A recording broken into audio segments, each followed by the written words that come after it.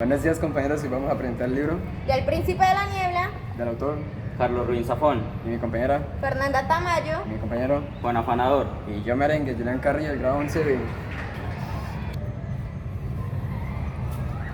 El Príncipe de la Niebla es la primera novela de Carlos Ruin Zafón, publicada en 1993 y galardonada con el premio EDB. Dirigida al público juvenil, combina misterio sobrenatural y crecimiento personal, con una estructura de 19 capítulos que desarrolla cada detalle de la trama de manera envolvente. Comencemos con su contexto y el desarrollo de cada sesión. Bueno, hoy les voy a presentar a los personajes principales.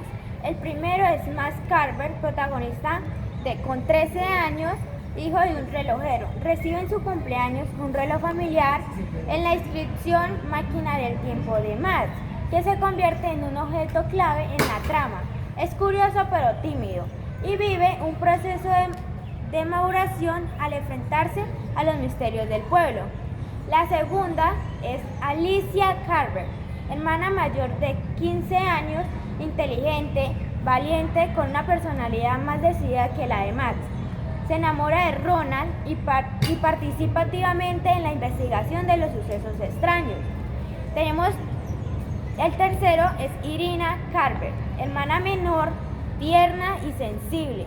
Se hace amiga de un gato negro con ojos amarillos que parece estar ligado a los secretos de la casa Fleischmann y actúa como un presagio de los peligros que se avecinan.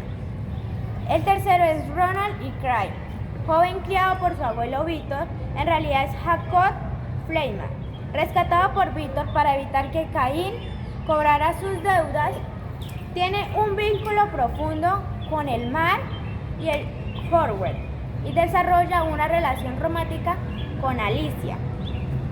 Víctor Cray, faro del pueblo antiguo, amigo de Richard Fleischmann desde la universidad, conoce la verdad sobre Caín y el náufrago del Horwell, y es el único que puede explicar el origen de los sucesos sobrenaturales. Caín, el príncipe de la niebla, ser sobrenatural que concede deseos a cambio de lealtad absoluta o sacrificio. Se dice que emerge de una densa niebla y puede tomar formas variadas, incluyendo la de la estatua del payaso. Richard y Edward Fleischmann, anteriores propietarios de la casa Richard, fue un estudiante brillante que se enamoró de Eva Gray, hija de un catedrático, y recurrió a Caín para conquistar, ofreciendo a su primer hijo como pago. Eva, tras la muerte presunta de Jacob, entregó al niño a Víctor para protegerlo. El día de su cumpleaños número 13, Max se entera de que su familia se mudará a un pueblo costero. Tras largas horas de tren llegan al destino.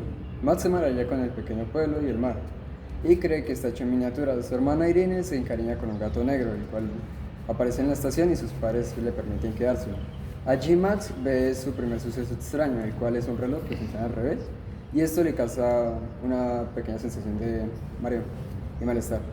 De camino a la nueva casa del padre de Max, les cuenta de que los antiguos propietarios fueron los Fleischmann y que fue una pareja que tuvo un hijo llamado Jacob o Jacob, quien se ahogó a los 5 años, sumiendo a la familia en desgracia. En ese instante, Max avista una sombra alta y delgada que pasea por la playa y desaparece al instante. Al llegar a la casa, todos se ponen a limpiar. Max descubre un jardín tras la vivienda con estatuas inquietantes de payasos, animales deformes y figuras humanas, puestos en una forma de estrella de puntas. Mientras duerme, Max sueña con la sombra que vio en la playa, que se acerca con los brazos extendidos. Al amanecer, decide salir a investigar el pueblo y encuentra las mismas figuras del jardín en un terreno baldío, pero dispuestas en un orden diferente. También descubre 2 bicicletas abandonadas que lleva a casa y comparte con su familia y Alicia. Max sale en bicicleta hacia el pueblo y pasa por un faro antiguo donde conoce a Roland. Este le cuenta que fue criado por su abuelo Víctor tras la muerte de sus padres. Él invita a bucear en la playa del norte al día siguiente. Max acepta. Roland le menciona que el mar guarda secretos y que su abuelo fue testigo de un naufragio hace años. En el garaje de la casa de la familia encuentra cintas de cine de los Frenchman. En ellos aparece Richard, Eva y Jacob, quien juega con las estatuas del jardín. Matt se reconoce las figuras que viven en el terreno baldío, pero en la cinta están dispuestas en forma diferente, que es la estrella de 6 puntas, y nota que en una de ellas, un payaso de ropa negra parece moverse ligeramente en la imagen. Al día siguiente, Ronald viene a buscar a Max para bucear. Alicia se apunta al plan y Max se da cuenta de que ambos se gustan, así que los deja ir en la misma bicicleta. Bajo el agua, descubren los restos de un barco grande con el nombre de Orpheus, tallado en proa y un símbolo que coincide con las estatuas del jardín. Ronald encuentra un sextante en las ruinas y menciona que su abuelo fue el único superviviente del naufragio que ocurrió durante una tormenta hace más de una década. A la noche, Iriana escucha voces susurrantes desde un armario de su habitación. Al abrirlo, ve una sombra de un payaso que se mueve rápidamente. La niña grita y trata de correr, pero tropieza y cae por las escaleras, quedando en coma. Al día siguiente, Ronald sufre un accidente al bucear cerca de los restos de Orpheus. Una corriente lo arrastra y le provoca una conmoción. Aunque logra salir a salvo, Max y Alicia comienzan a sospechar que estos sucesos no son casuales. Max y Alicia acuden al faro para hablar con Victor Craig, quien le recibe con seriedad, le revela la existencia de Caín, un ser sobrenatural conocido como el príncipe de la niebla, que decían emergía de la densa niebla para conceder deseos a cambio de sacrificios o lealtad absoluta. Víctor les cuenta que conocía a Caín desde joven y que éste se dedicaba a manipular a las personas con sus promesas.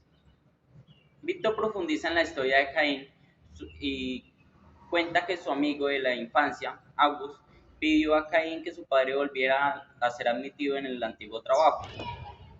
Max y Alicia vuelven a casa y revisan las cintas de Jacob con más atención en una escena. Ven que el payaso central de las estatuas tiene un reloj de cadena en la mano que marcha al revés. Igual que el de las estatuas, la cámara se acerca a la cara de la estatua y se ve que tiene vida. Abre la boca mostrando colmillos como la de un lobo. Más también nota que el gato de Irina ha desaparecido hacía varios días. Y de la cinta aparece dibujando en el suelo cerca de las estatuas. Esa noche la niebla surge del jardín y se cuela por la ventana de la casa. Matt decide investigar el cementerio del pueblo para encontrar la tumba de Jacob Fleischmann. Allí ve la figura de un payaso vestido de negro y que coincide con la estatua de la cinta. El payaso no habla, solo sonríe de forma siniestra y hace un gesto con la mano como si lo invitara a seguirlo. Matt se asusta, se le cae su reloj al suelo y corre regreso a su casa. Al llegar encuentra a Ronald esperándolo. Este revela que en realidad Jacob Fleischmann y Víctor lo rescataron cuando Caín intentó cobrar su deuda tras el náufrago de Orpheus. Eva lo entregó a Víctor para protegerlo cambiándole el nombre por Ronald. Ronald cuenta su historia detalladamente. Cuando tenía 5 años, Caín apareció en la puerta de su casa para llevárselo, pero Víctor lo interceptó y lo llevó al faro donde lo crió con su propio nieto. Richard y Evan abandonaron la casa poco después, ya que no podían enfrentarse a la culpa de haber hecho un trato con Caín. Ese mismo día, las estatuas del jardín de la casa Carver desaparecen completamente, dejando solo marcas en el suelo en forma de estrellas. Max y Alicia se dan cuenta de que Caín se está preparando para actuar. Los jóvenes deciden reunirse con Víctor para clasificar cómo enfrentarse a Caín. Este les explica que Orpheus transformaba un tesoro que Caín buscaba, un objeto que aumentaba con su poder y que se perdió en el náufrago. Víctor también decide que Caín necesita cumplir el trato con Richard para recuperar su fuerza y que Ronald es el único que puede detenerlo, aunque el precio podría ser el de su vida. Mientras tanto, Irina sigue en coma y los médicos no encuentran ninguna causa física para su estado. La niebla comienza a cubrir el pueblo de forma constante y los habitantes comienzan a sentir un malestar generalizado. Más nota que su reloj familiar ha comenzado a marchar al revés, igual que el de la estación y el de la estatua. Alicia y Ronald pasan más tiempo juntos y ella le confiesa que lo ama y que no quiere nada que le pase. Ronald le entrega el secante que encontró en el Orper diciéndole que podría ser útil para encontrar el tesoro de Caín. Una mañana el Orpheus surge de las profundidades envuelto en una densa niebla y se queda varado en la playa del norte. Caín aparece en forma de payaso y se lleva a Alicia como rehén, dejando un mensaje. Ronald debe entregarse a él en el barco antes del atardecer para salvarla. Max corre al faro a buscar a Víctor, quien le dice que el momento de la confrontación ha llegado y que el tesoro de Caín está oculto en la cabina del capitán del Orpheus. Max y Víctor siguen el rastro hasta la playa, donde encuentran a Caín junto a Alicia y Ronald. Caín explica que el trato con Richard no se cumplió completamente, ya que Ronald fue rescatado y ahora exigiría un doble pago. La vida de Ronald y el tesoro del Orpheus. Ronald acepta entregar el tesoro si Caín libera a Alicia, pero este se niega diciendo que el trato debe cumplirse tal como fue pactado. Mientras Víctor distrae a Caín hablando de su pasado y de las consecuencias de sus acciones, Max logra subir al Orpheus y encuentra la cabina del capitán. Allí descubre que el tesoro no es un objeto material, sino un pergamino que contiene el secreto de cómo derrotar a Caín, el sacrificio voluntario de alguien que haya sido parte del trato original. Max regresa a la cubierta y se lo cuenta a Ronald, quien decide sacrificarse para salvar a Alicia y poner fin a la maldición. Ronald se acerca a Caín y le dice que acepta su destino, pero que podría que libere a todos los demás. Al tocar a Caín, el cuerpo de Ronald comienza a emitir una luz brillante y el barco comienza a desmoronarse. Caín grita de dolor, ya que el sacrificio voluntario le debilita enormemente, y finalmente desaparece en la niebla. Ronald queda atrapado bajo las ruinas del Orpheus, que vuelve a hundirse en el mar. Víctor decide abandonar el pueblo, decepcionado por no haber podido evitar la muerte de Ronald, y entrega las llaves del faro a Max, entregándole que cuide el lugar para evitar que Caín se la entregue las llaves que Caín o seres similares vuelvan. La familia Carver intenta retomar la normalidad. Iriana despierta del coma, pero no recuerda nada de lo que sucedió. Y Max guarda el sextante de Ronald como recuerdo. Aunque la vida vuelve a su curso, todos saben que nunca olvidarán los secretos del pueblo y el valor de aquellos que sacrificarían todo por ellos.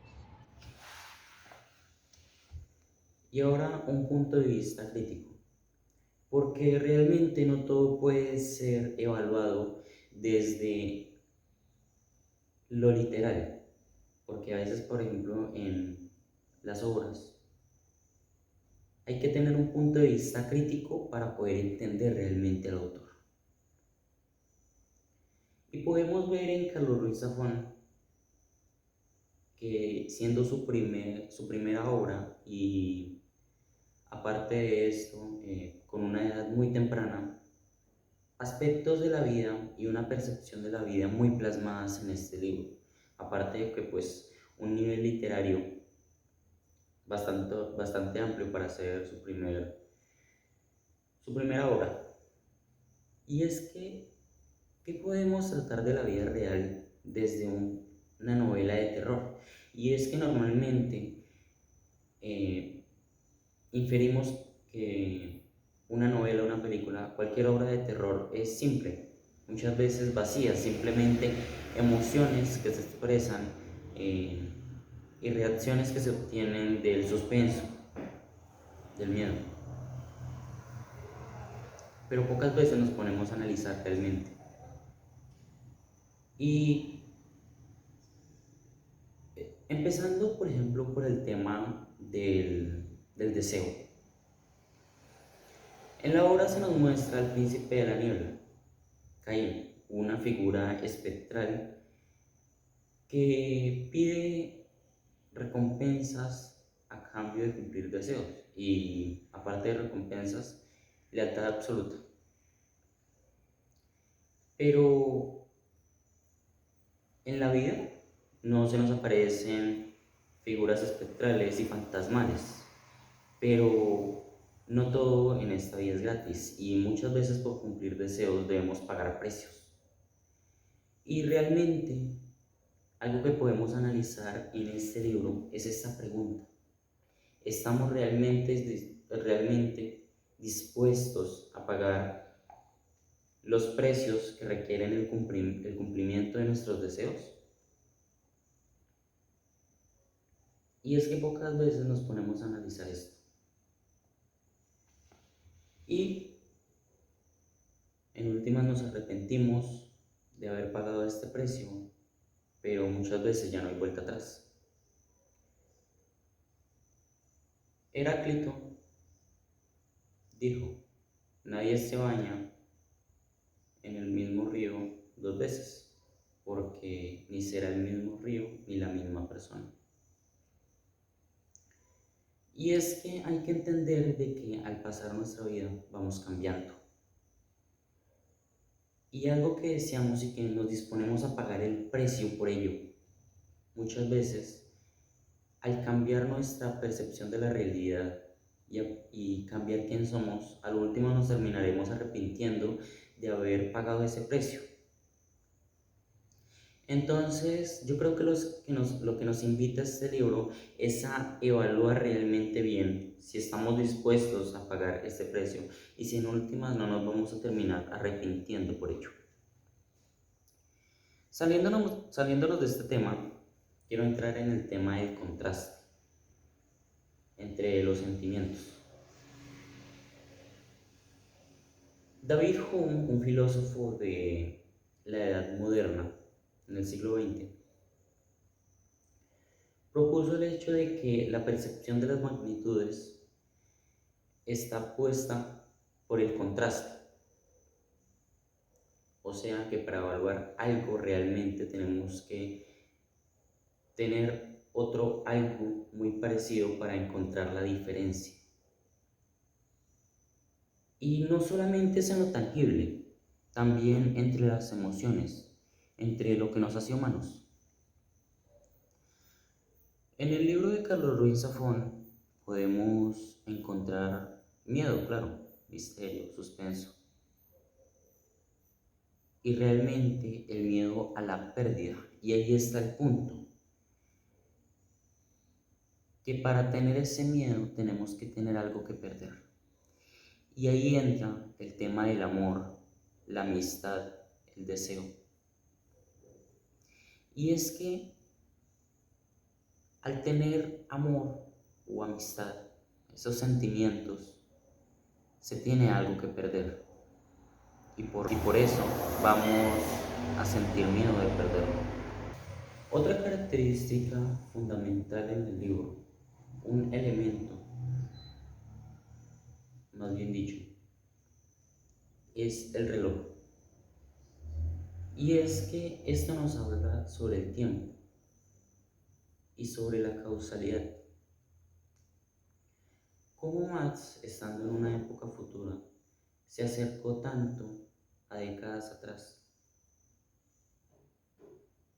Y es que podemos ver cómo pasados que incluso están tan alejados de la vida de una persona pueden tener repercusiones. En este caso, Max no tenía nada que ver con el naufragio ni con el príncipe de la niebla, pero a pesar de esto, realmente fue acercado al pasado. Y es esto lo que creo nos quiere decir el reloj, lo que creo puedo inferir del reloj.